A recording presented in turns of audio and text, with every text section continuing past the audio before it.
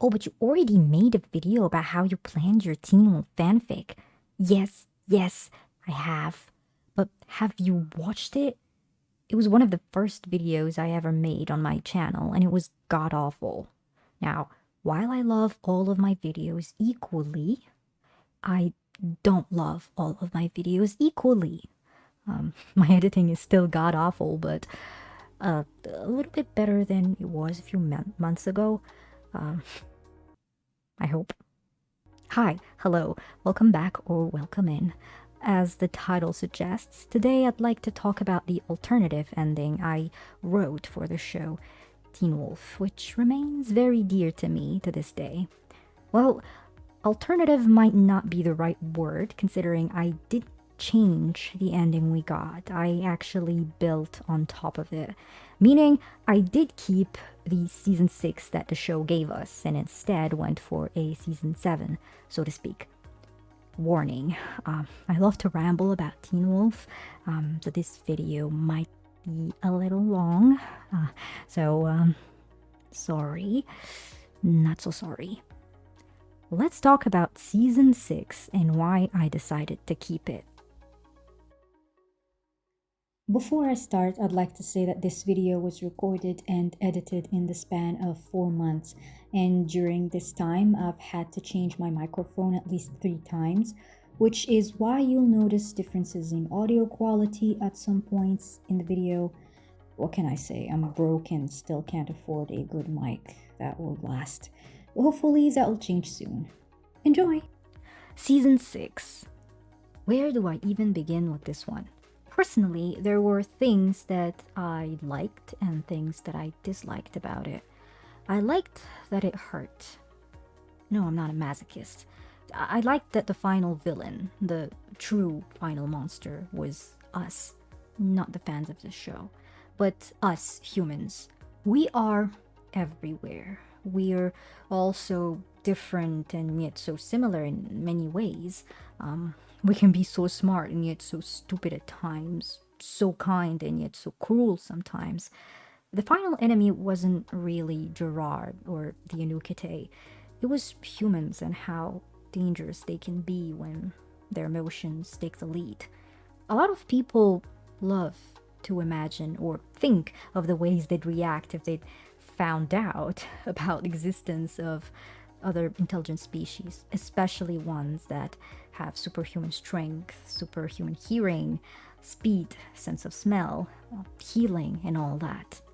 The reality is that the laws and rules that were put in place for society to stand are based on us, mostly on the limits of our abilities. The discovery that people like Scott, Lydia, Parrish, Kira exist would put everything into question. History shows the lunacy and monstrosity that humans are capable of when fueled by fear, hate, grudges, greed, hunger for riches, and power. We as viewers of the show were rooting for the pack because we were introduced to them and we got to know them and their stories. We know what kind of people they are, plus it's a show, but it stops there. You find out your best friend is a werewolf in real life, you may not exactly react the way you think you will. And you sure will have a lot of questions and doubts in the beginning, mostly. Although in the end, it does depend on the kind of person you are. With all of that being said, I didn't really like the execution of the idea. Season 6, I mean. But it still hurt to see a scenario where humans would react exactly how I expected them to upon finding out about the supernatural. Now, it wasn't particularly fun watching Monroe. The entire thing felt off. Then there is the lack of closure with her character. And I'll be honest, the reason I hated it wasn't because of the fact that she got to walk away.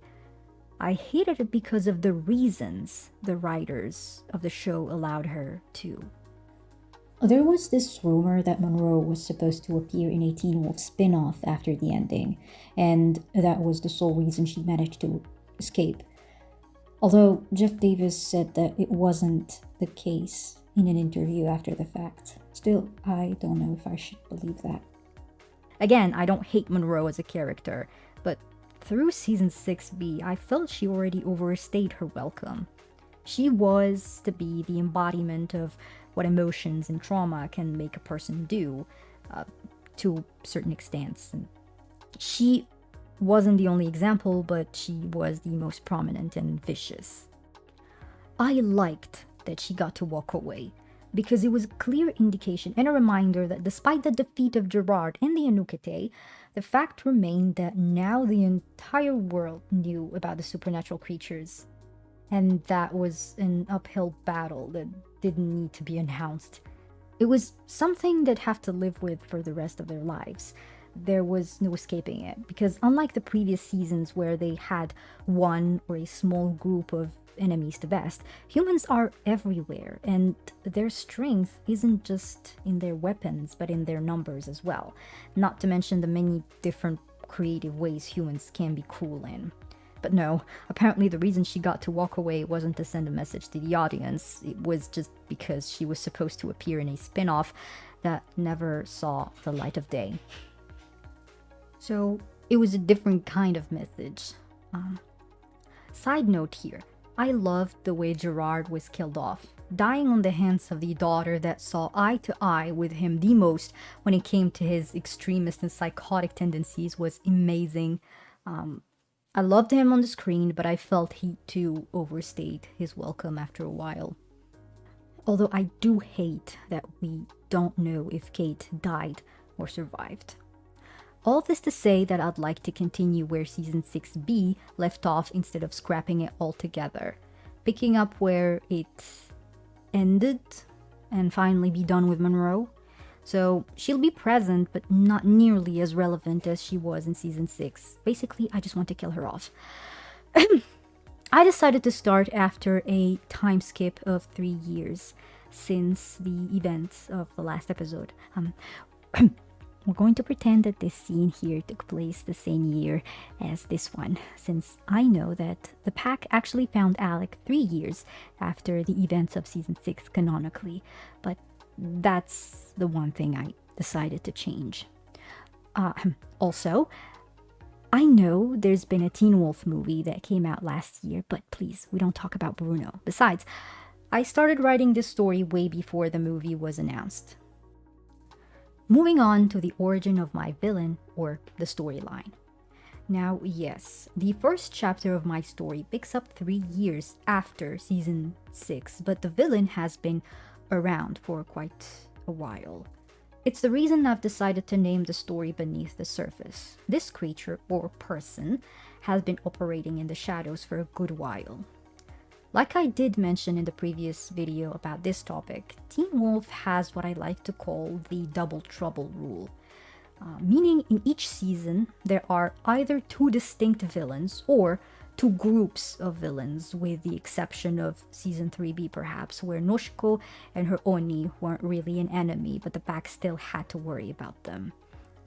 And in each season, there is a point of origin. In season 1, for example, Peter was the main villain, but the origin of the entire storyline was another villain, Kate Argent. Kate kind of kick-started the whole thing after her decision to burn the Hale house the way she did. So, in season 1, Scott had to worry about 2 different sides.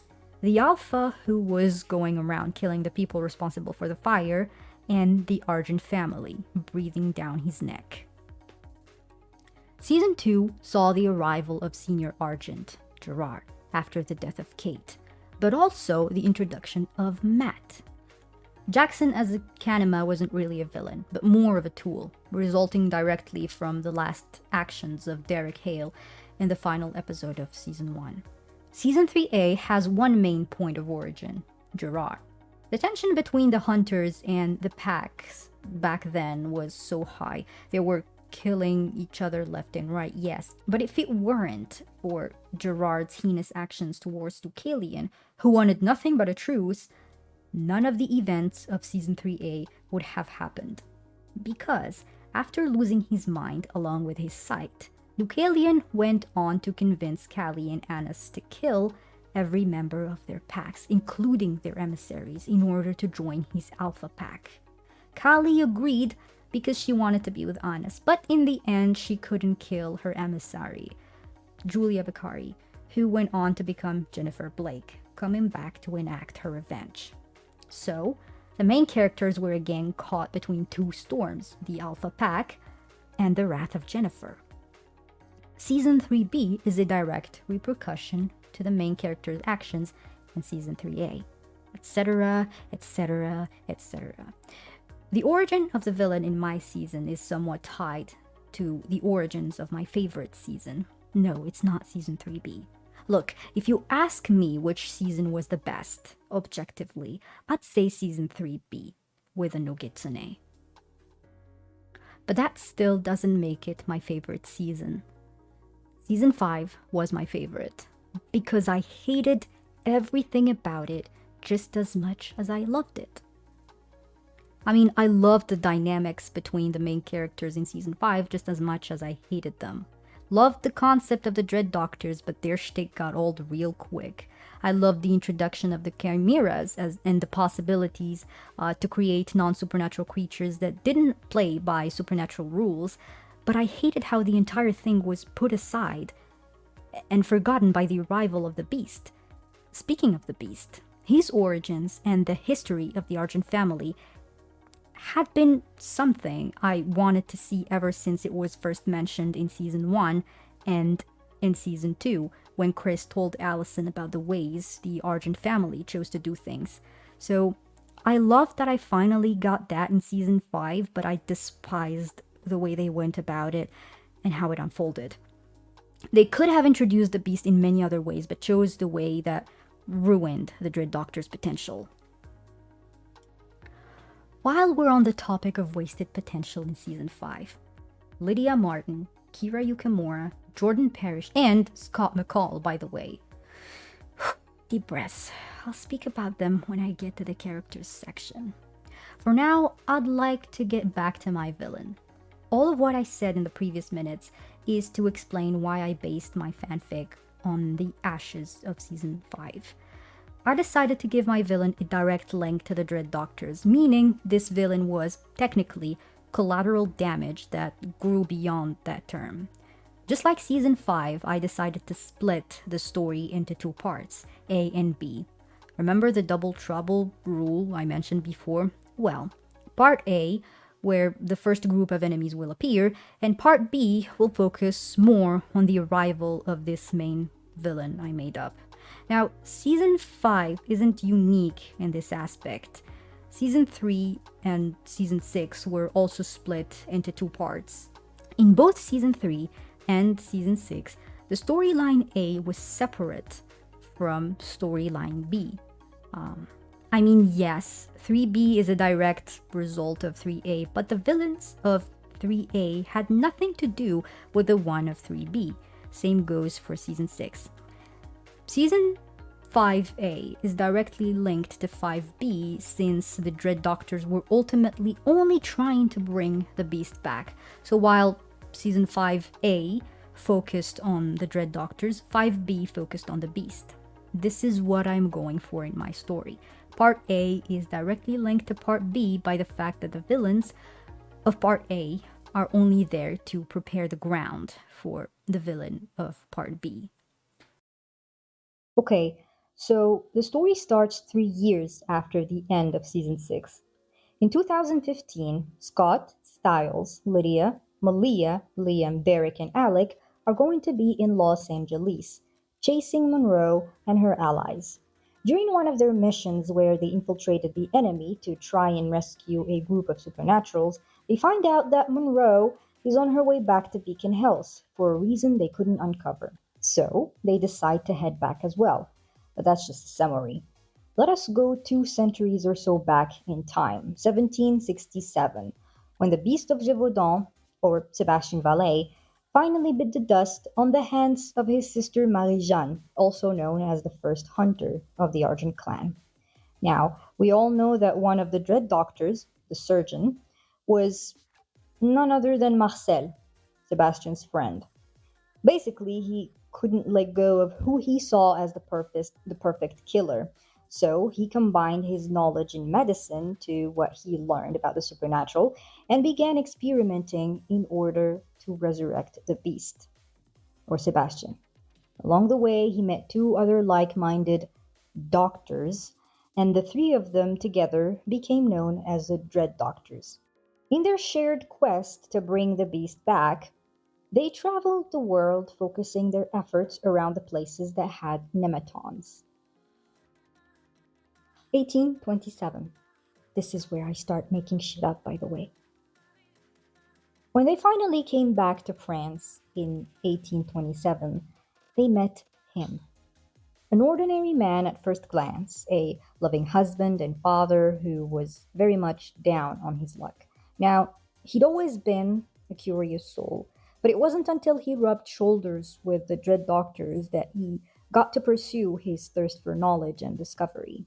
All I'm willing to say here is that he was a victim of sorts at some point, but everything changed when the Fire Nation attacked. 1840 is when he had the last contact ever with the Dread Doctors. After that, they went their separate ways. What happened between 1827 and 1840 is something that only him, his daughter, and the Dread Doctors know about. Well, and me, of course, but shh for now. Anyways, just like the Dread Doctors, he'll go on to travel and experiment, but unlike them, he did not restrict himself to trying and resurrect the beast. That goal was too small and narrow-sighted for him. He allowed himself to study and explore more about the supernatural, which ironically made him reach the perfect formula to creating chimeras a little faster than the Dread Doctors. Not only that, but he could even control which powers or modifications to bring to his test subjects. And since he ventured so far into that field, he even managed to artificially create, or at least mimic, supernatural creatures of the spiritual kind.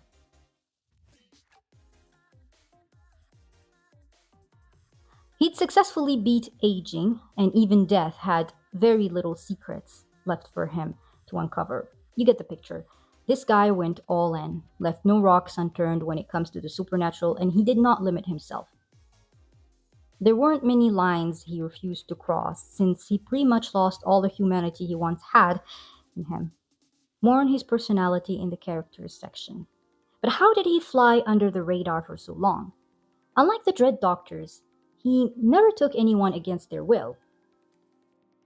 Well, not exactly. He went for people who, very similarly to his case when he met the Dread Doctors, were down on their luck. Vulnerable, basically. People that were left behind, forsaken by everyone around them. You can guess the kind of people he recruited, right? The orphans, the shunned, the condemned, the abandoned. He became known as the apprentice among those who know of his existence. A cold-hearted and ruthless creature that wasted no time or chance in order to make the progress he desired. 1874 is when the apprentice finally recruited 15-year-old Malia, one of my few original characters in this story. The first ever successful artificial banshee he managed to create. Malia will go on to become the first person to tell the pack about the apprentice. Her full name is actually Marie-Amélie Argent, a descendant of Marie-Jeanne and Henry Argent. She wasn't doing very well after being bitten by an alpha. That's not all of it, however. She was fleeing members of her own family who were trying to honor the code of the hunters. Because unlike present-day hunters who waited for their kids to turn 18 in order to be ready for the truth, young hunters back then didn't have that privilege. Trained or not, can't blame a 15-year-old for wanting to survive. Once Malie joined the crew, she met the apprentice's daughter, Uriella, as well as Rosalie, who was an inhabitant of the same village the apprentice originated from. They grow somewhat close to each other. Fast forward to 1980, the apprentice takes in an 11-year-old orphan, Hilden. Hilden was very sick and was left in the care of Rosalie as she nursed him back to health while he was undergoing experiments on the hands of the apprentice. 2004, The apprentice chose not to recruit the desert wolf after the stunt she pulled when trying to get her powers back from Malia. She'd attracted too much attention onto herself, and he wasn't ready to come out to light just yet. Jumping forward to 2011, Matt Daller's death. At the time of his death, his body was subject to a change. His skin had started to turn into that of a Kanama, and so the apprentice saw the need to study that. He took his body and began experimenting on him, bringing him back to life in the process. Still in 2011, a few months after Matt's death, the apprentice takes Annis's body as well as Kali's. The apprentice also collected Jennifer Blake's body from the Nematon where Peter had left her for dead. Since fighting druids that would agree to work with him was hard considering they were supposed to be guides for alphas and their role overall was to maintain balance. Jennifer, who was already at the Rock, didn't have a problem joining the apprentice's ranks at all. I wasn't going to bring back Jennifer, but then I read something about her character that convinced me to. More on this later. Sometime around December 2011, Chris Argent parted ways with Isaac Leahy in France. The jar confining the Nogitsune was left in Isaac's care. He was supposed to bury it within the roots of the Nematon there, but on his way to the tree, he was ambushed and captured. The Nogitsune was released again and given a new body. Well, he was given multiple bodies, but he kept on switching them as the apprentice experimented on them.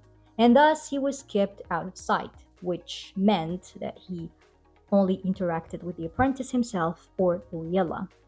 2013, the apprentice takes Kate Argent in after she was shot with a yellow wolfsbane bullet. Isaac remained prisoner until Hilden approached him. Hilden then talks to Rosalie about Isaac, and she brings Isaac's story to Mei Li. Now, while Mei Li was close enough to Uriella, she didn't necessarily like the apprentice's methods, and Rosalie shared that sentiment. She was waiting for an opportunity to stand up to him. Mei Li had always heard about Scott and his pack through the apprentice or his spies, but hearing about him from someone that was so close and loyal to him, such as Isaac, gave her the boost of confidence she needed in order to start working on her goals. The three of them, meaning Mei Li, Rosalie, and Isaac, spent the next 4 years planning and plotting until they finally left in 2015. So between 2011 and 2015, Mei Li spent her time using her powers and everything she'd learned in order to predict the perfect moment to act. She made a list of all the people to reach out to for help, and she wanted to use something like Lorraine Martin's code, the one that was used for the Deadpool, in order to contact those people. But she wasn't very tech savvy, so Isaac suggested somebody for that. Danny. You remember from season 1 and 2, Danny was a key element in solving the mysteries with his tech and cybersecurity knowledge. He'd always known about the supernatural, but chose to stay away from it and left Beacon Hills. After the all-out war, he did come to change his mind, however, and when contacted by Isaac and Mei Li, he immediately agreed to help. Together, they operated under the code name the Guardian Angel.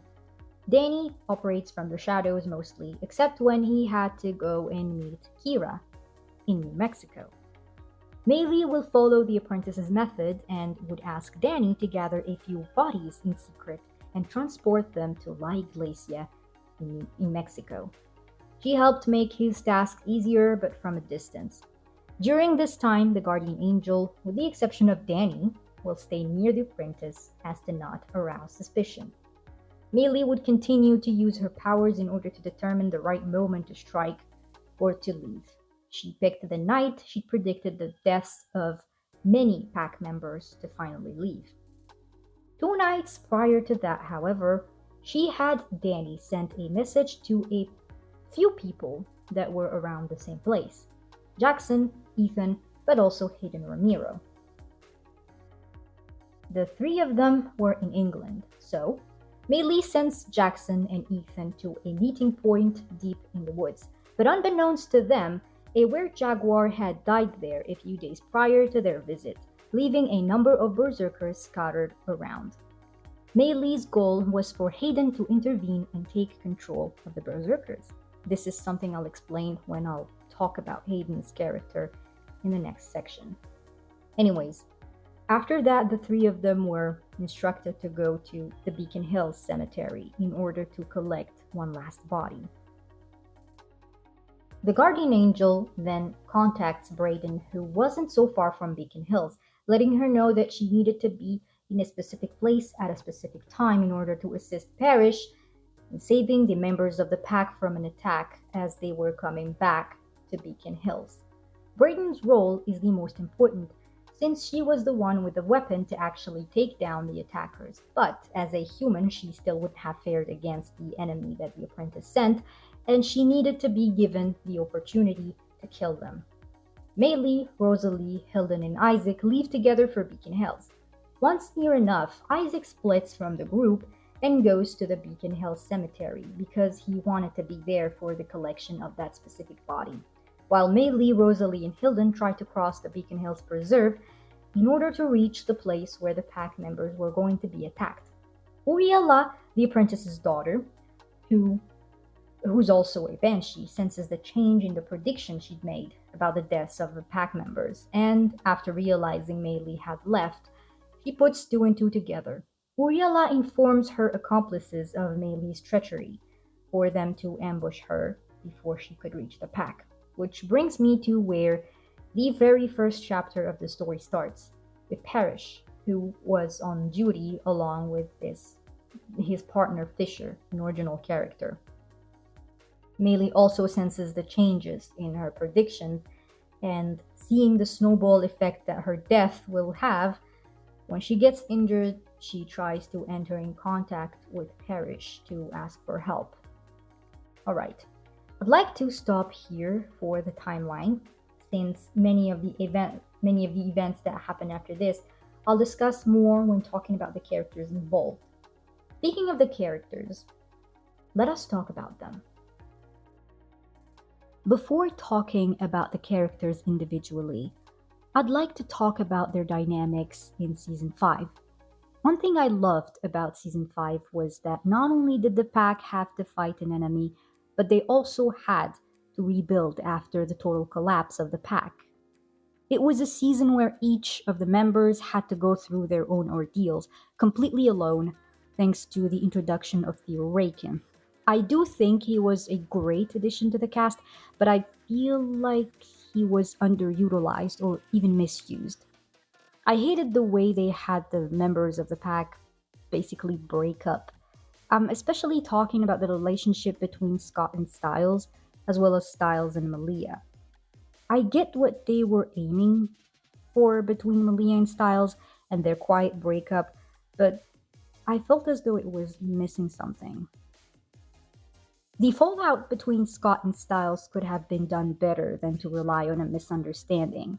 Like, these two have been through thick and thin together, but you want me to believe that Scott wouldn't have even stopped to wonder if Theo was lying. Odd circumstances or not. Again, I understood what they were trying to do there, but this is partially what I meant before when I said that they wasted the potential of Scott's character. Now, of course, I don't want to write a story where the pack will break up again, as I think that would be redundant, but I do want to touch upon the relationship between Stiles and Malia a little bit, very subtly at first, in moments where he turns out to be more understanding of her behavior than the rest in Part A, but they'll have their moments to talk things over in Part B. No, they will not get back together again. I'd like to work with the romantic pairs that the show left us with. Scott and Malia, and Stiles with Lydia. Even though these two couples aren't my favorite combination, but I do have elements to work with still. Alright, let's dig into the characters individually now. Starting with the lead character, of course, Scott McCall. He's the one that I have the most to say about. When I watched the show for the first time, I didn't interact with the fandom or community, so I had no idea what was going on behind the scenes with actors and the production, and I didn't know what the general consensus were. I still absolutely adored Scott's character. But when I watched the show a second time a few years later, I was more online than I used to be, and when looking into the Teen Wolf fandom, I got the sentiment that Scott as an alpha wasn't everyone's favorite. And often the argument against Scott are that he's not badass enough as an alpha, not strong enough, that he was too nice, and that made him weak, not cool enough compared to other alphas in the show. He tries to reason with his enemies and save them instead of going for the kill. I personally equate the term alpha to leader. A good leader sometimes has to make the hard decisions of putting their personal vendettas and grudges aside in order to reach the best outcomes from predicaments that affect everyone around them, no matter how hard or painful it is for them to do that. But Scott did it, despite his young age when he received his powers. Granted, he wasn't alone, but that's the whole point. After season 1, where all he wanted was to play lacrosse and be with Allison, he grew into an astounding leader with the help of his friends and family. And most of those who'd opposed him at first, once they rubbed shoulders with him for long enough, they learned to see things through his lenses. And to be honest, I really loved that. With all of that being said, I still think that season 5 was a big missed opportunity when it comes to his powers and his views as well. Yes, I just said that physical strength wasn't the most important thing for an alpha, blah blah blah blah blah, but in season 5 we were already past that point with Scott's character. I felt, in terms of development, his character reached a point of stagnation. Throughout the show and in every season, his character goes through key changes. Season 1 for his character was about growth and gaining a sense of responsibility. As I said before, he was just a little runt who wanted to play lacrosse and impress a girl. But once he heard Stiles' words about the responsibilities that came with his powers, Scott's true color started to shine. And when season 2 starts, you already notice a difference in his character, the way he carries himself, the way he talks. But that's not all. Season 2 establishes that Scott is not alone. That just because he's not following an alpha and that he's not surrounded by his own kind didn't mean that he was an omega or a lone wolf. The season also demonstrates that Scott can outsmart his enemies no matter how smart they are, as he learns to perceive their weaknesses. Gerard believed that he was a step ahead of everyone, but he got played by the kid he underestimated the most. Season 3 elaborates on Scott's morals by having them further challenged, not only by having him stuck between two extremely intelligent foes. One of them had to be a true monster, like to the point where simply outsmarting him isn't enough. But it was also the season where he learned that some enemies aren't necessarily beyond saving, no matter how far gone they seem to be. Because, after listening to Deucalion's story from Gerard's mouth, no less, he immediately saw through the bullshit, and so, during the final fight in the eclipse, when Deucalion was reduced to a mere man, Scott could have taken advantage of the moment and prevented Derek from stopping Jennifer. on her own. She's a lot more manageable. I mean, what if Deucalion chose to carry on in the same ratchet path anyways?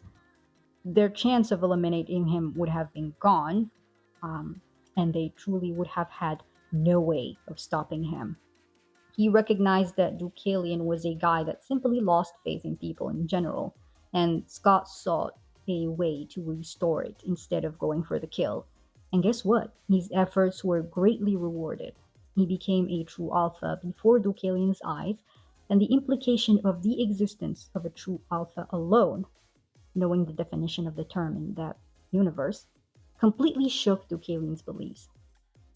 3B challenges Scott in terms of fighting an immortal, irredeemable enemy that bears the face of his closest friend, while trying to save him in the process. But I love 3B mainly because it introduced something new for Scott's character. Then there is season 4, which is my favorite when it comes to Scott's character development. Why? In season 4, he is challenged as a leader, but also as an alpha werewolf and the implication of his newfound abilities. If you remember, since season 1, he's regarded the bite as a curse. And when Jackson expressed his desire to become a werewolf, Scott was very much against it. In season 2, when Derek was cooking up werewolves to make his pack, Scott was very much against it again, not only because of the repercussions it can have on somebody's life, but for the sheer fact that the bite can kill its receiver. You get the picture. Even though he's accepted what he's become, he'd still try to dissuade people from choosing that life. At the very beginning of season 4, there was an emphasis on him not making his own betas for Mariah. Well, it was more of a threat, giving him even more reasons to not want to drag anybody else into it. He sticks to that, but guess what the writers did? They make him face it. And he crosses that bridge by biting Liam when he had no other choice, or no other way of saving him. So season 4 becomes about his own growth as a leader, because he was a brand new alpha, but also as a mentor. Now, season 4 brings back a theme from season 3B with his character. His fear of lashing out and becoming a monster if he allowed his werewolf side to take over. In episode 10, as he was fighting the assassins, we saw as he shifted more and more into a beast form. He kept on hitting the assassin, even after he was down, and right before delivering the final blow to him, he hesitates. He stops for a second. But then the assassins receive a text that their contracts were null, so they retreat and nothing comes out of it. It might have seemed like they'd addressed it in the finality with his fight against Peter, but no. A, because he didn't face his fear as himself. He was a mindless berserker, not a werewolf. And B, he didn't cause any irreparable damage. He stabbed Kira and left her for dead, but she survived and healed, so it didn't have the impact it could have had. After that, he remained hung up on the point that he could win his fights without ever shedding the blood of his enemies. That's great, but, and in particularly in season 5, is the point where I officially started to find it weak. Because people around him, members of his pack, if you will, had blood on their hands. Not because they wanted to, but because they had no other choice. But no, they have Stiles kill someone, and then they did the misunderstanding thing, and they solve it eventually with Scott saying that he knows the difference between murder and killing someone in self-defense. That's great, really, but it would have had impacted Scott's character more to commit the act himself, because he would have been harder on himself, refusing to accept that there was no other way to save himself. I'll get back to the Stiles killing someone part when I talk about Stiles. Anyways, unlike Stiles, Scott hadn't truly been put in a position where he had to kill one of them or be killed. We saw him losing his cool when Liam was kidnapped, but the writers could have pushed on with that. They could have made him face his biggest fear like they did in season 4, make him cross that bridge. It would have been great to see Scott go against his own moral code and find himself forced to take a life in order to save one of his own people. Killing somebody like that would have been a much lower point for him than losing a fight against Liam and then dying at the hands of Theo. Losing his humanity and being taken over by his animal side is like his ultimate fear, so watching him come back to his old self with the help of his pack would have been amazing. A new level for his character. Speaking of the pack, it would have been a great moment for them to realize how lost they truly were without him, and how much they'd relied on him and the high expectations they had of him. Especially considering the enemy was Scott's total opposite, a man that forsook every ounce of humanity in order to kill any and every creature that crossed his path, Sebastian Vallet, not to mention the hostage situation with Mason. Scott learning to accept his past actions, facing them head on, and get along with the fact that at the time he had no other choice and that sometimes there's truly only one way out. It was a reality check, but it doesn't always have to happen. He can still go back to his old moral code. Imagine him taming his animal side, gaining control over his full power, full potential as a werewolf or true alpha, then coming back right on time to stop Liam and Parrish from killing Mason with a pike, and buying everyone enough time until Lydia came in to save Mason. How awesome would that have been? Anyways, can you guess what I'm doing with Scott's character in this story yet? Moving on, we cannot talk about Scott without talking about Stiles. Stiles was the human of the pack. He was the guy with the plan. One of my favorite characters in the show, and I could complain about him not being all that present in season 6, but in this case, it wasn't the decision of the writers. Dylan O'Brien couldn't film the entire season. Like I said before about his character in season 5, yes, it was a step up for him to go through everything he actually went through, especially feeling and knowing what it truly meant to pick a life, innocent or otherwise. The thing was, as the stakes kept on rising, I knew there was no way for them to get out of every conflict unscathed without ever having to take a life or cause irreparable damage. And to be completely honest, out of all of them, I did expect Stiles to be the first to kill someone. He's the human of the pack.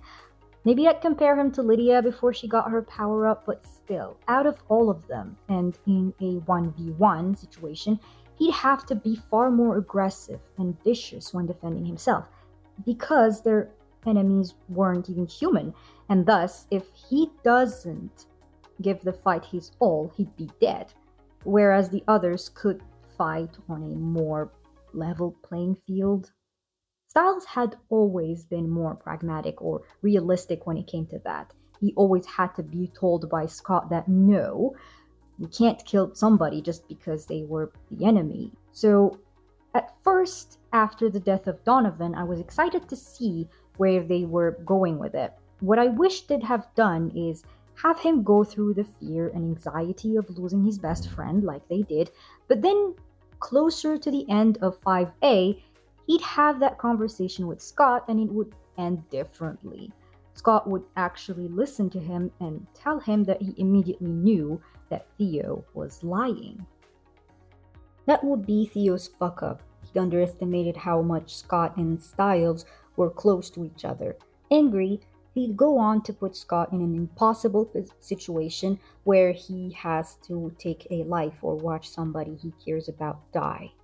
And instead of trying to deal with it, the weight of his action crushes Scott and he loses control over his powers. I think it would have been great to have both Stiles and Scott cross that line, because then the impact would have been more lasting on both of them. Both friends learning how to deal with their guilt together. They'd share the burden with each other, which will bring them even closer. Like, remember that scene in 3A where Scott was ready to game end himself because he was under the influence of Wolfsbane and he lost all hope and thought his death would save everyone? But then Stiles brought him back by literally stepping into the danger zone with Scott and reminding him that he was never alone and they were in it together. The second thing I'd like to address with Stiles' character is his quiet breakup with Malia. I did like the execution of that scene, but after a while it felt like the end of their relationship lacked something. Closure. So I'd like them to have a moment. Not romantic, but Malia was literally Stiles' first romantic relationship ever. And it's more than that considering her condition at the time. So I want to slowly build up towards a moment for the two of them to reminisce and actually have a conversation about it. The third thing is his connection to the Nogitsune. Throughout centuries, nobody ever had escaped the grasp of the void, or the death sentence at the hands of the Oni chasing him. Stiles is the first of his kind. Granted, it was mostly thanks to his friends who refused to give up on him when he had given up on himself, but still, I thought it would be cool to see Stiles in a position where he'd advocate for saving the host of the Nogitsune instead of killing him like he did when he was the host. Him who usually is a bit exasperated by Scott's need to save everyone, even their enemies. Next, for Lydia Martin, I wouldn't have minded if they'd just kept her power level to where she could only predict people's deaths, which is basically what is known of banshees or the wailing women. But they decided to give her a power up, and frankly, I wasn't against that either. Um, the issue I had with that was that after showing us the extent of her power when she was in Ikent, she was only allowed to harness some of it with the help of Meredith, but never got the chance to even try and control what she'd been able to do when she had a hole in her head. No, I will not write a story where Lydia drills a hole in her head, but I'd like to allow her to control more of her powers through a different method. Liam. To be completely honest, I thought Liam's arc was done and everything was wrapped up. Aside from his relationship with Hayden, which, um, if you watched the previous section in the video, I am bringing Hayden back for the story. Anyways, Liam is a core member of the pack, and I really loved his presence in the show. I think the actor did an amazing job at portraying him. He had chemistry with almost every other character. Moving on to Malia. Although I wasn't very on board with the reveal about her connection to Peter, I still loved her character. Her growth was steady, and she was a fun presence in the show. What I'd like to touch upon with her character are, first, what I said before when I talked about Stiles. I'd like them to have their moment to wrap things up. Secondly, her relationship with her father. I wanted to see more of them together, especially since they decided to give Peter a redemption arc. And then, finally, there's her relationship with Scott. I think I mentioned before that I wasn't a big fan of the final pairings, but I don't care that much about shipping altogether. I felt it was kind of odd to pair these two together in the final season. It's not that the relationship wasn't given time at all, but I simply wished it had been given more time, especially considering Malia had been making continuous progress with her potions. It still felt like she never really managed to be or fully adapt. So I want to put them in a situation that will test their relationship, not in a super dramatic way, but just to broaden Malia's emotional range a bit further, something she hasn't really experienced before.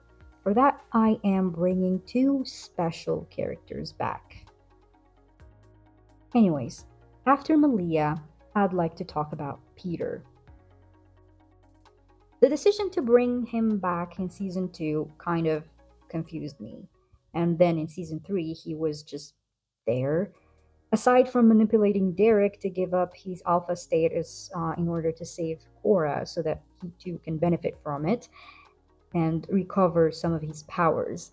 If you recall, at the beginning of season 4, it seemed as though he'd been growing stronger and people around him noticed it. Then he stood in the shadows until the finality. I'm not complaining by any means. I loved his presence on screen. Here too, the actor did a phenomenal job in the role, so much so that I wanted to see more of him, especially with his daughter. Like I said before, and well, since he was given a redemption arc, why not go a step further in that direction, making him address his past? Because one thing for sure, Peter had always been entitled, egotistical, and manipulative, way before the fire where he graduated to murderer. So I'd like to go a little bit back and talk about some of his actions as he spends more time with his daughter. Parrish. I did like Jordan's character. And while I didn't have an issue with the way he was handled, I was still left underwhelmed by it towards the end of season 6.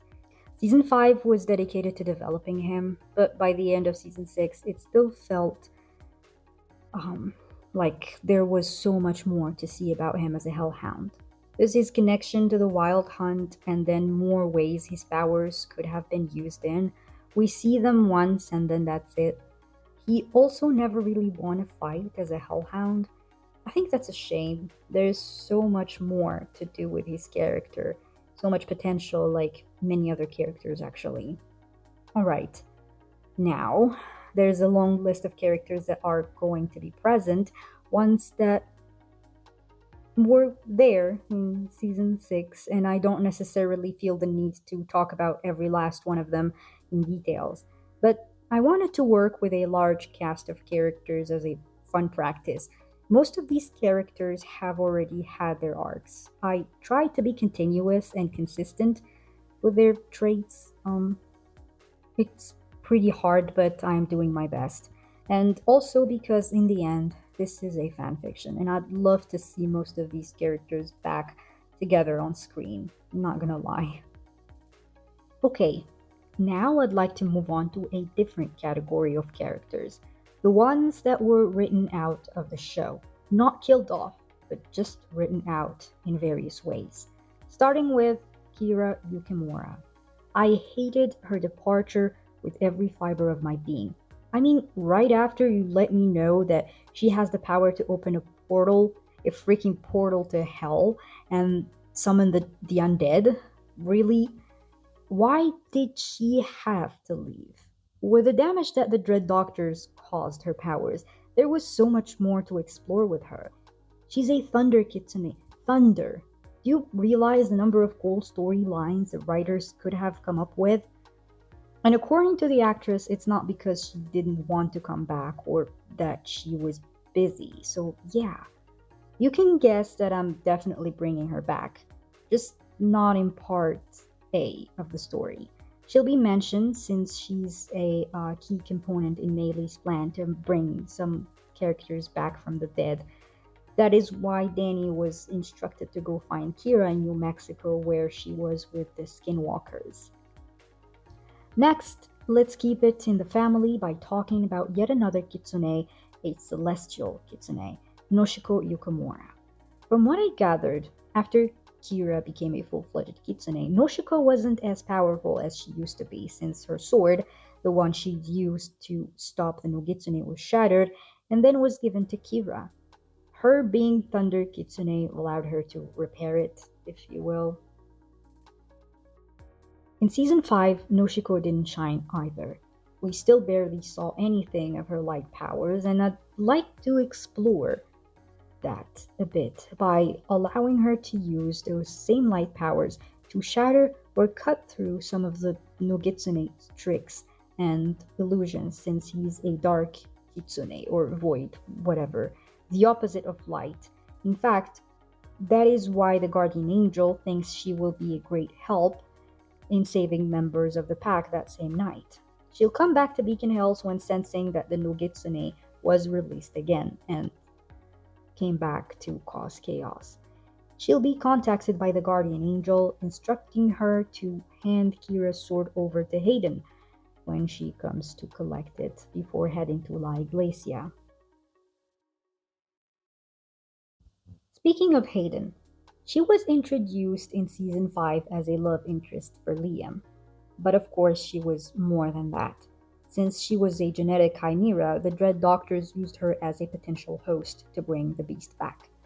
From what I understood, the chimeras they've created had at least 2 kinds of supernatural DNA. Take Theo, for example. He was part werewolf, but he was also part coyote, which was why Malia trusted him a bit easier than she'd have usually treated a complete stranger. Hayden was part jaguar, like Kate Argent. We see that around the end of season 5, when she was on the verge of death, with the patterns that appeared on her skin.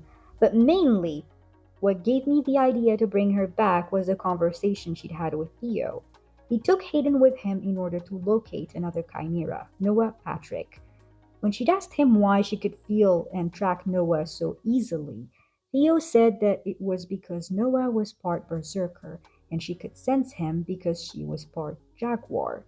And we know from season 4 that jaguars have control over berserkers and can even create them. That is why in the timeline section I'd mentioned something about the guardian angel sending Hayden to control the berserkers.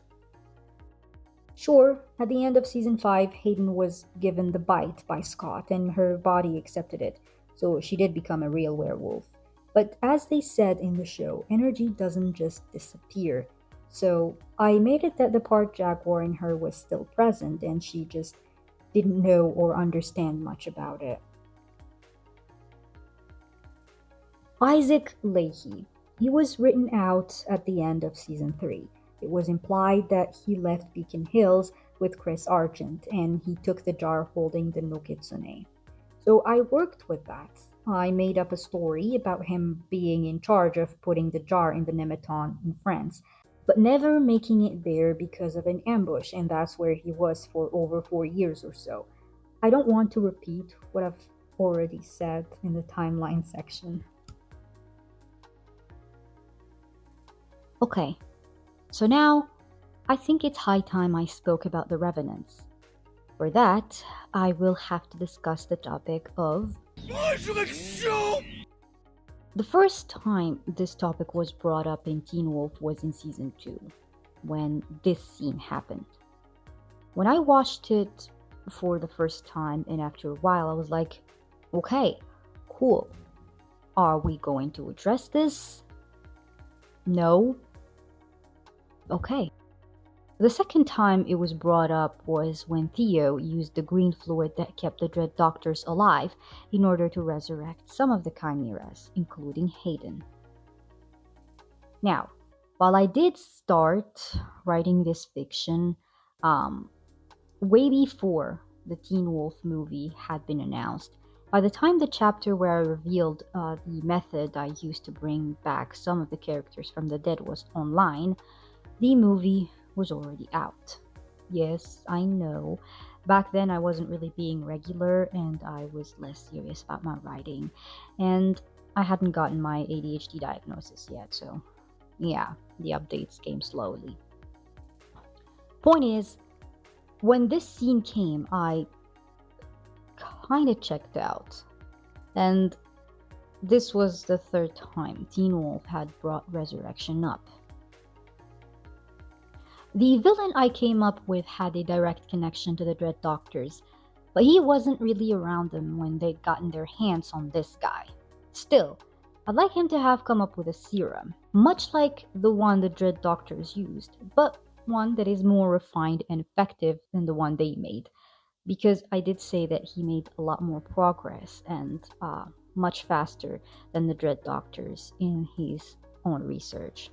Mei Li communicates to Danny that she needs him to gather a few bodies, just like the apprentice did, but she won't exactly use the serum to revive all of them. The serum will only come into play around the end of part A of the story. She tells Hayden to collect Kira's sword from Noshko and head for La Iglesia, the goal being to use the power of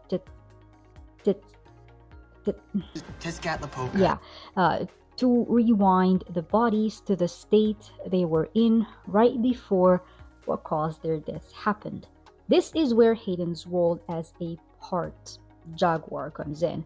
But even in good condition, that still need life or consciousness, or their hearts to start beating again. And this is where Kira's role as a thunder kitsune comes in. I'm not going to go into details, but it will be like she would shock them back to life from a near-death experience. I'd like to talk about the characters that they'll bring back now. Starting with Deucalion. Look, Deucalion's death in Season 6 was just... No. You won't convince me that this guy died like this. No. I mean, did they even use Yellow Wolfsbane for those bullets? I'd like to believe they did, because how else would he just die like this? I mean, I know werewolves are not invulnerable, but Deucalion dying like this? Ever since the end of Season 3A, I'd been wanting to see Deucalion back in the show, and they did bring him back in Season 5. Though it was so underwhelming. Sure, He was on Scott's side, but they didn't do much with the guy, considering what he can do. And we never even see the full extent of it. By the end of season 5, I still couldn't tell where he really stood as a person. I'm not sure if this makes sense. Where had he been? What was he doing? Anything about what his life has become after getting his sight back? No? Fine. Are we going to see him again then? Oh great, in season 6, we learned that he refuses to fight at all. And while I understand where he was coming from after everything his craze for power made him do, his end still was unsatisfying. He died after teaching Scott and Malia to fight without relying on their eyes, to locate their enemy around them. And then he just gets shot after the arrival of Peter and Lydia. I'll be honest, I love unpredictable in a story, but this was not the kind of unpredictable I live for, if you get what I mean. Deucalion took many lives, innocent and less innocent ones. He ruined the lives of countless people and led them astray. He was the sole survivor of the Alpha Pack, besides Ethan and Aiden at the time. And while I didn't have much sympathy for Anis and Kali, the twins were relatively young. Yes, they had their fair share of wrongdoings and responsibilities, but not as much as the others. And they did come around in the end, which showed that they weren't inherently bad people. In the end, all they wanted was a place to belong, and people to call family. That's what really made the death of Aiden so impactful. So I think bringing Deucalion back and giving him the opportunity to show what he can do physically as a werewolf would be great. But that's not all. I want him to face his mistakes. Look into the eyes of the people he's hurt and manipulated. And I want him to work on that, instead of simply choosing not to fight. Next up, Aiden. To be completely honest, I didn't feel the need to bring him back as a character. His death scene was well executed, and I did feel like they'd wrap things up with him, but I still brought him back. 1, because I brought back every other character that died, so why not him too? 2, his connection to the Alpha Pack. Like I've mentioned before, when I talked about Deucalion, I want to put them together in the same space and work with that. 3, because this is a fanfiction and I wanted to see the twins together again. Next, Brett and Lori Lee. I don't really have much to say about these two, aside from I wanted to see them again. And frankly, same for Satomi. She died off screen, and even though she wasn't part of the main characters, I still feel like she deserved better. Boyd and Erika. A bit the same as Lori and Brett. Before these two, I wanted to work with their connection to Derek more. If you remember back when he turned them into werewolves, he wasn't really thinking straight and brought them into a life where they were going to be hunted all the time. Yeah, he did ask them, but they were like what, 15, 16? You can't tell me that they knew the risks because he just told them.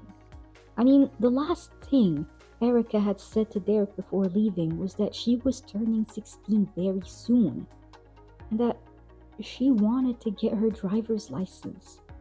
Derek is one of my favorite characters in the show because the story allowed him to grow and evolve, but I hated him in season 1 and 2, subjectively of course.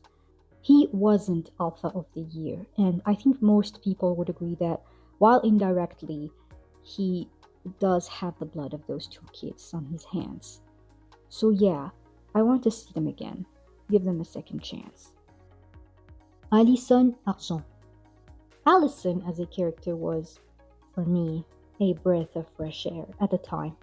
While at first she'd been introduced as a love interest to Scott, she grew far beyond that and became an integral part of the pack, and even after her death, she still was able to contribute to her friend's victory.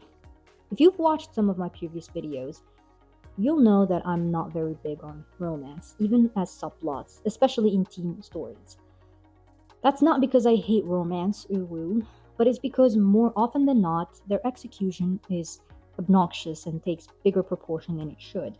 Not to mention that in many cases, I felt like the writers simply pushed two characters into a romantic relationship despite them not being compatible and making each other miserable, all in the name of love. You can't care for and love someone without being in a romantic relationship with them. This is something that I think Teen Wolf has done right, mostly. Despite Scott and Allison looking good together and loving each other, they learned to let go of one another for both of their sakes. I loved them as a couple, but I loved them even more after their breakup. It was such a great message to send. You don't hang on or cling to someone just because you're falling in love and believe they're the only one for you. You do so once you're sure you're actually good for each other and that your views align. And even then, it's complicated because people can still change over time. I think that's my overall problem with romance in general. Many of the relationships just come across as giant compromises, negotiations, or settlements instead of partnerships. Look, one can claim that it's all nothing but fiction purely for entertainment, but denying the influence and impact of glorifying toxic romantic relationships on people and brushing it off would be unfair. I mean, unlike casting spells and shit, romantic relationships are something that most people have to go through, regardless of their age, gender, and etc. etc. So the lenses under which they're portrayed do matter. Scott and Allison were good partners, but when they weren't, they addressed it, dealt with it, then worked to get over it and move on.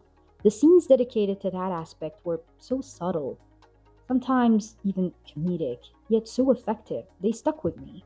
There was none of that over dramatization crap and theatrics that take up a great part of the story just because.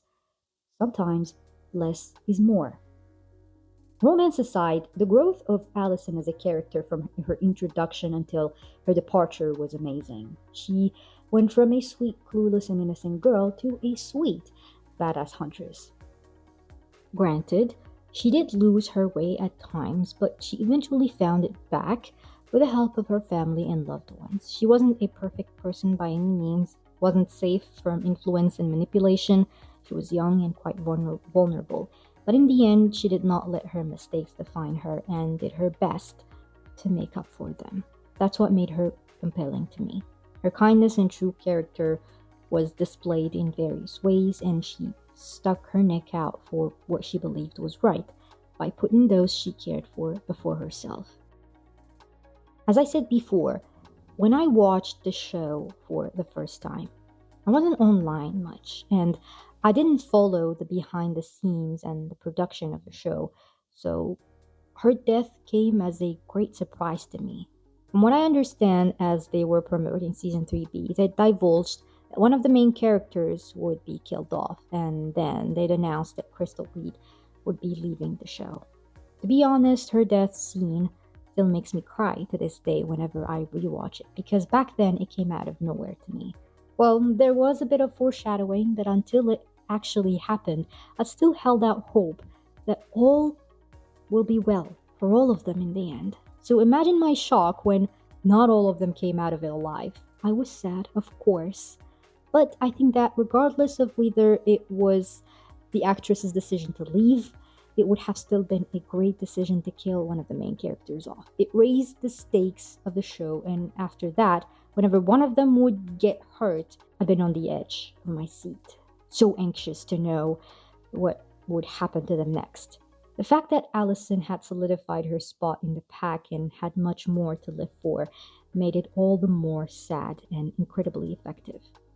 Speaking of unfinished business, even though I liked the way her character came to an end, I still want to bring her back for that reason alone. Season 5 revealed the history of the Argent clan and how their first hunter was born. Also, why their family had a more progressive way of operating, where women were raised to be leaders instead of men, and affirming the fact that the base of Gévaudan had close ties to their family. And since I am literally making an original character that's a long lost Argent descendant, I thought, well, now, by the time of her resurrection, Allison would have been dead for more than 4 years, just like Aiden. But I want to explore the concept of afterlife in Teen Wolf through her. While many others came back to life, she's the only one that has a recollection of what happened after she died, and her attitude seems like it reflects that at first, or at least to her friends. As in, when she comes back, she does not act like the Allison they once knew and loved. She's barely recognizable, even to her own father.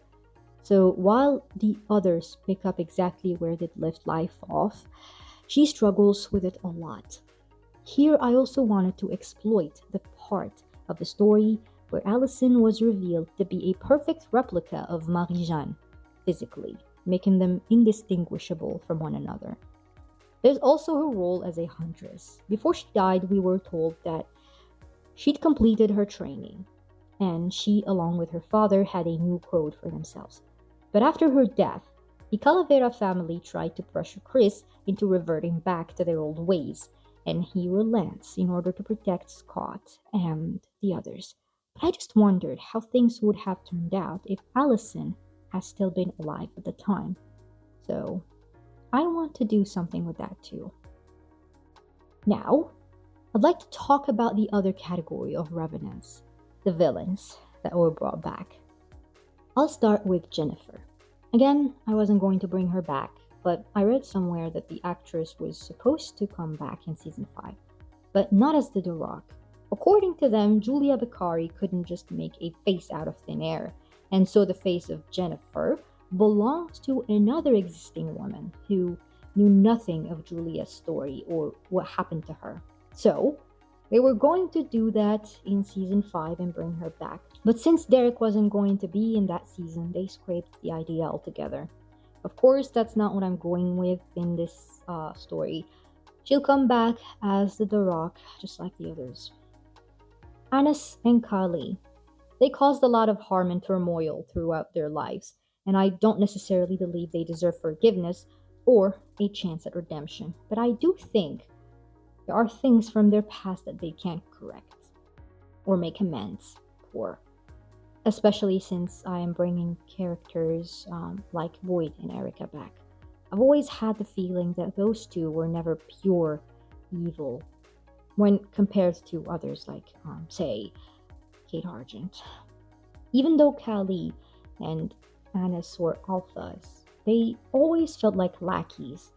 They sure were villains, but they were only actively hostile because Dukalian wanted them to be. Matt. I think I already explained a bit of what I wanted to do with Matt. When he died, he'd started to turn into a Kanema as a punishment for ordering Kanema Jackson to murder non-killers. Basically, while the Kanema is a tool for revenge, the rule is you can't use it to kill innocent people. His body was undergoing changes, and the apprentice will use him to create a special kind of monster. The apprentice will try to recreate the creature that Matt has become, but will fail, creating another variant that won't live up to his standards.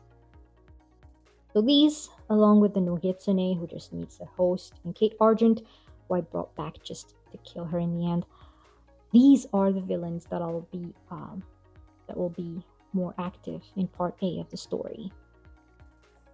I can finally move to the original characters of this story. In total, I've added 6 original characters, starting with the apprentice.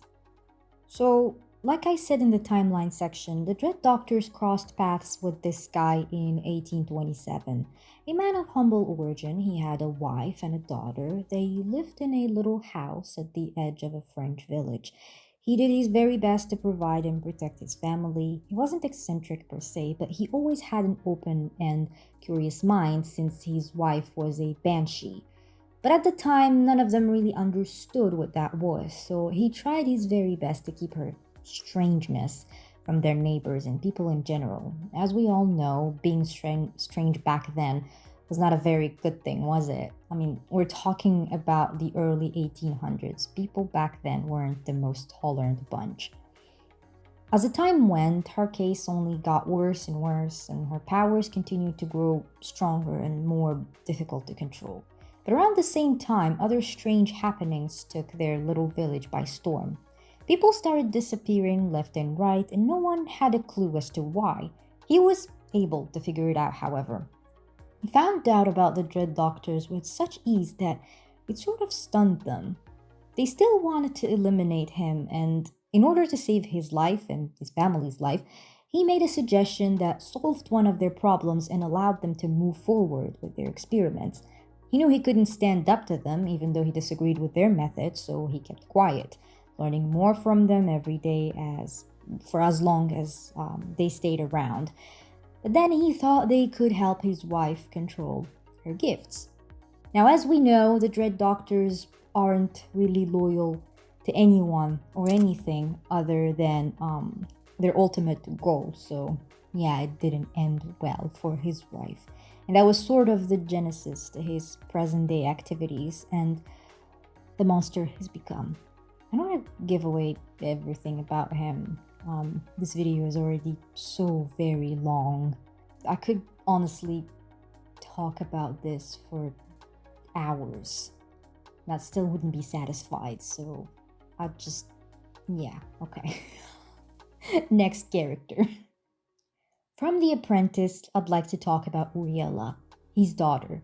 After witnessing what happened to her mother, after seeing what the Dread Doctors did to her, her powers as Banshee were awakened, and she was left with her father, who'd completely changed, because after losing his wife, he became obsessed with survival and invulnerability, leading him to pursue his own path, separate from the Dread Doctors, but not so different from them. Uriella was one of the first to reap the rewards of his experiments. Together they traveled, learning more truths, always hungry for more, and that was how they got to the point they were at. They weren't really the typical family. Along the years, their bond grew weaker, but Uriella still seemed to admire her father. Next up, Rosalie. Rosalie lived in the same village the apprentice originated from. Just like him, she was popular among the people, but for the total opposite reasons. She stood out because she was regarded as the model to follow for every young woman.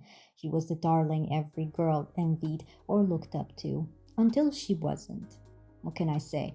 Times change, and one day a person can stand at the very top, and the next day they'd be tumbling down to the very bottom. All for something that wasn't even of her doing.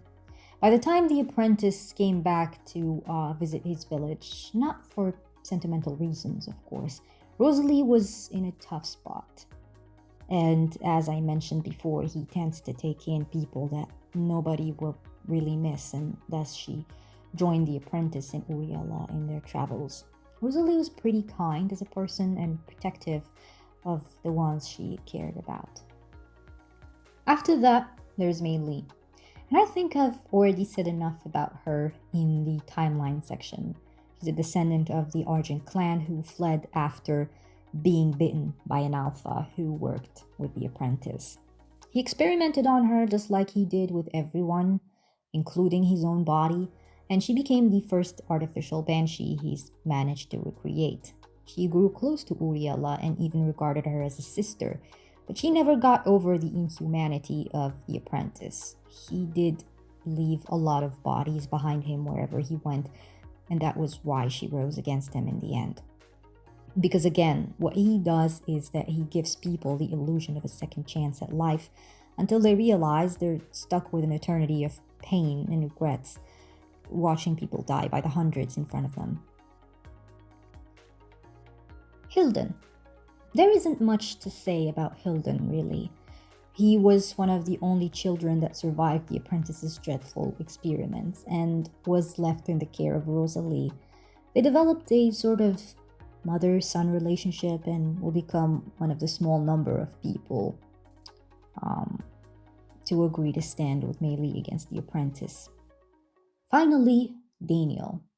An ordinary young man who picked up a weapon after losing his little brother to a gruesome werewolf attack and was kind of radicalized. I'm saying kind of because he joined Monroe's cause but never really killed any supernatural creature. In fact, he literally left the ranks after his first mission failed. That was where he met Alec, who reminded him so much of his brother. Daniel was presented with the perfect opportunity to put a bullet in his head, but he just couldn't do it. He's got a bit of a short temper, but he's kind deep down. When he realizes that they could have killed him, the pack, if they wanted to, that idea that all supernaturals are monsters started fading. He follows on the pack's tracks to Beacon Hills and actually contributes to saving their lives. Fisher.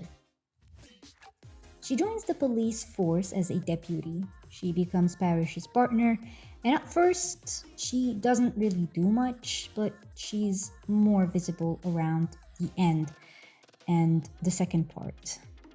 As for physical descriptions, I did describe some of them, but to be honest, the way they look is sort of irrelevant. Typically, this isn't the way I make my characters' charts. I usually detail their backstories because it becomes a lot easier to write them and determine their reactions to different situations that way. But in this case, I think this will do. And I'm done with the characters, finally. Okay, I'll admit I do love yapping about Teen Wolf. Listen, it wasn't perfect by any means, but it really has a special place in my heart, and I still feel bad because I judged it without trying it when it first came out. And then one of my friends kind of bullied me to watch it, and after that I wouldn't shut up about it. Anyways, formatting. So anybody that's tried to read the fanfic will immediately notice something, I wouldn't say off, but still. Like I said before, I wanted to work with a large cast of characters, which isn't easy, but I did my best to try and craft a bit of a mystery. The chapters don't follow one character, but multiple, and each chapter is dedicated to one or different groups of characters, and I understand that it can be confusing. I'll go over the 10 first chapters to kind of explain it a little bit. In the first chapter, in the first half, I make a little recap of what happened in the season 6B. From there, I introduce Parrish, who's on his shift, patrolling around with his partner Fisher. He tends to zone out, thinking back to everything that's happened in Beacon Hill since his arrival, and it happens more and more frequently. After all that time, he still feels like he's lacking, that he's not competent enough, and that he can do a lot more with his powers. This is the first time Mei Li tries to establish contact with him. Note that this chapter takes place in Beacon Hills around an hour after sunset. The date doesn't really matter. The second chapter takes place in LA, a little before sunset that same day, and starts with the introduction of Daniel, who's not doing particularly well. He's on edge since it's his first mission ever. He brings up someone, a woman, establishing that they're waiting to hear from her. He is told that she is on her way to some place and that she'll contact them when she can. He points his gun at Alec, who's tied up. But he's not the only supernatural that's been captured. Multiple others were. Daniel grows more and more impatient and agitated until his supervisor gets tired of hearing him complain and just suggests that he pulls the trigger. He can't do it, of course, so she volunteers to. But before she shoots, she's interrupted by Liam and Malia, who come to the rescue. They render Daniel and his supervisor unconscious and rescue the rest of the supernaturals. Along the way out of that abandoned building, they are joined by Derek, who was doing some cleaning. They help the rescuees out, where they're met by Lydia and Stiles, who were waiting for them in an empty bus, ready to take everyone. It turns out it was their plan from the get-go. Alec infiltrates the victims and the rest follow in order to rescue everyone. Finally, Scott is the last to come out of the building, and when Alec lets them know that Monroe, or the woman that Daniel was asking about, is on her way back to Beacon Hills, they decide to go after her because she's their number one goal. Chapter 3 is split into 2 parts. The first half focuses on Melissa and Chris Argent at Beacon Hills Memorial. Chris brings in a young woman who'd been shot. This young woman will be revealed as Rosalie later on. She's begging for her son, who's nowhere in sight, as they roll her inside. There's also no trace of Malia at this point, even though I explained that they left the apprentice together in the previous sections.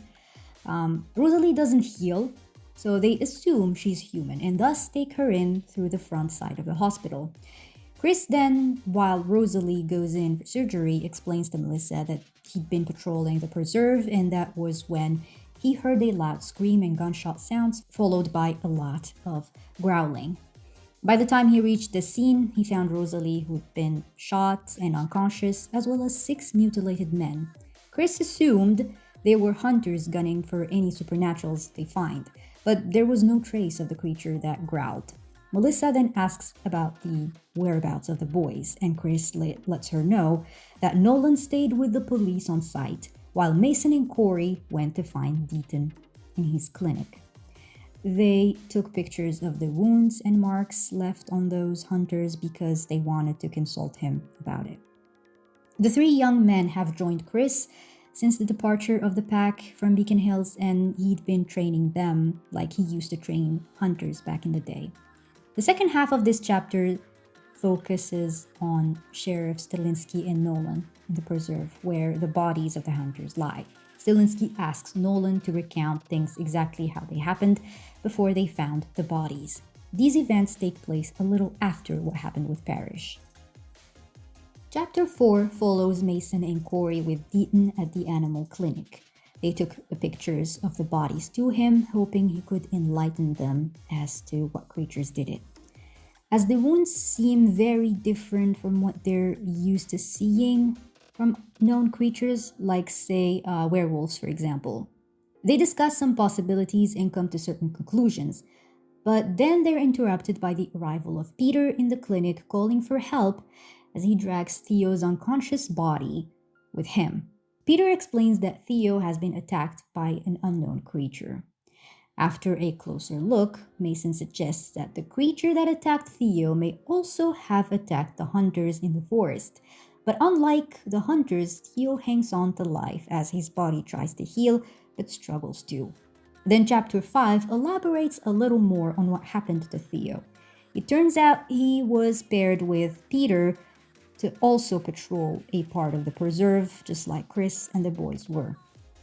According to Peter, they also heard a loud scream and gunshots, but unlike Chris, they didn't get to reach the scene where that happened because they were stopped by an unknown creature that may or may not have been the same that attacked the hunters.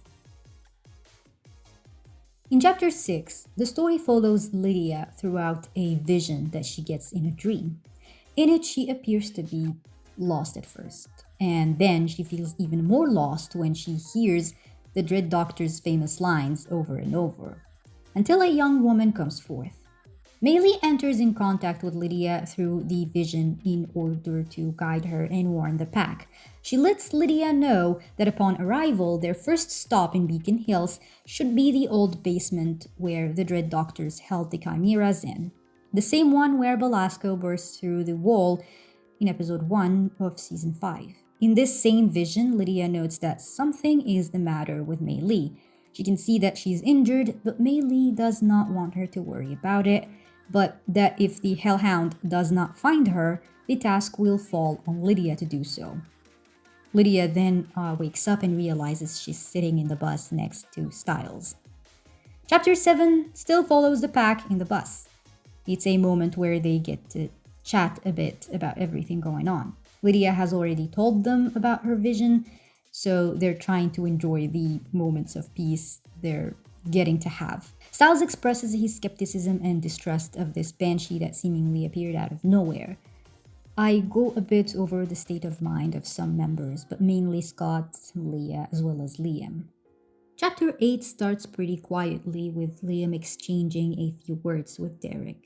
They finally reach Highway 115 that leads to Beacon Hills, and seeing the sign brought memories back in Scott's mind. Memories of what happened to Kira there on the hands of the Dread Doctors, especially since Lydia had a vision where the Dread Doctors were a part of. Unfortunately, the peace does not last because as soon as the bus passes the welcome sign, Derek, who was driving, and Liam, who stood next to him, notice a figure that stands right in the middle of the otherwise empty road. But they're a little late to react, and so when Derek attempts to stop the bus, it doesn't go very well, and the vehicle flips upside down. Chapter 9 is basically the aftermath of the accident and is experienced mostly through Scott's POV, as he regains consciousness and exits the bus to find Stiles and Lydia unconscious but not really harmed, while the rest are limping their way back to normal. Since everyone on the bus was supernatural except Stiles and Lydia, who doesn't heal quickly. The figure that stood in their way attacks them, and it doesn't come alone. Upon closer look, they appear to be creatures of the like Scott and the pack have sort of, but also never seen before. What's more particular about them is the gigantic scorpion tails they have on their backs. A fight breaks out, but the creatures use their tails to attack and render the pack unconscious. Scott is the last one standing, but he can't do much since there's more than one creature. Thankfully, Braden, who had the weapon to take these creatures down, did not need Parrish's help since she's a great shot. She still asks about Parrish when she's done with them. She says that according to a message she's received from an unknown sender, Parrish was supposed to be there. Chapter 10 follows Monroe, who's made it to Beacon Hills. The chapter starts when she, along with other hunters, arrive to a manor that seems familiar. A not so familiar looking young woman greets them and guides them inside the house, which appears to be abandoned. She leads them first thing into the basement where they get to have an interesting conversation. As it turns out, Monroe walked straight into a trap, and the mysterious young woman turns out to be a supernatural herself. Like I said, different chapters follow different characters, but I think it's safe to say that the main or the core members of the pack get more chapters and more lines. Okay, I think this video is long enough. I did say that I love yapping about Teen Wolf, didn't I? So you can't sue me. Overall, I admit I started writing this fanfiction for fun, first and foremost because I was having fun, but I also used it to further practice my writing.